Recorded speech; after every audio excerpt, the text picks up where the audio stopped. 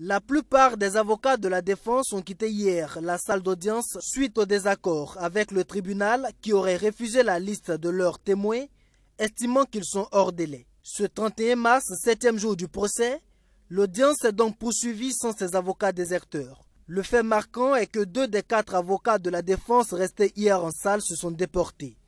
Maître Issaka Zampaligré et Maître Alidou Ouedraogo ne vont plus assurer la défense de l'ancien bâtonnier Mamadou Traoré. Ils évoquent une divergence d'idées entre eux et leurs clients. Mais cela n'entache en rien la suite de la procédure. Les accusés pour lesquels cet avocat sont déportés, si ces accusés ont plusieurs avocats, la procédure n'a aucun impact. Le fait qu'ils se soient déportés n'a aucun impact sur la suite de la procédure. Mais si ces avocats étaient les seuls constitués aux côtés de cet accusé, le fait qu'ils se soient déportés, il aurait fallu qu'on puisse donner encore la possibilité à ces accusés de se choisir des conseils, à défaut que le bâtonnier constitue d'office des avocats à leur profit. Il a été procédé ce 31 mars à la lecture de la suite de l'arrêt de renvoi, puis à l'examen des demandes de mise en liberté provisoire déposées par 4 accusés.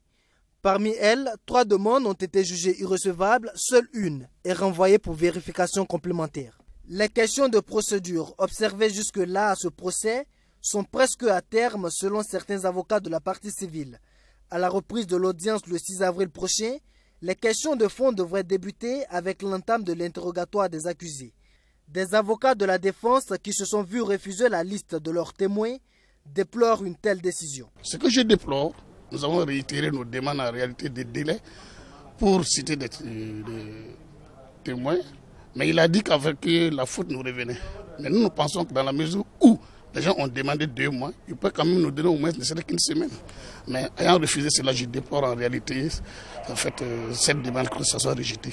Le parquet et la partie civile estiment qu'étant donné que ce sont les avocats de la défense qui ont intérêt à ce que leurs témoins se présentent à la barre, ils auraient dû prendre toutes les dispositions nécessaires afin de les faire comparaître.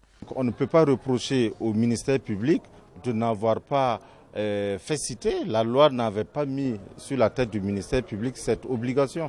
Donc c'est à eux de s'en prendre à eux-mêmes pour n'avoir pas accompli les diligences pour que les personnes qu'ils souhaitent faire entendre en qualité de témoins, pour que ces personnes se présentent.